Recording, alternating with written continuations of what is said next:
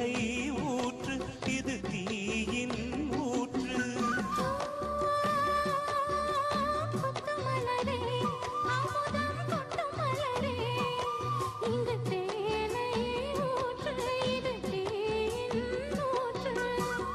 உள்ளிருக்கும் வேர்வை வந்து நீர் வார்க்கும்,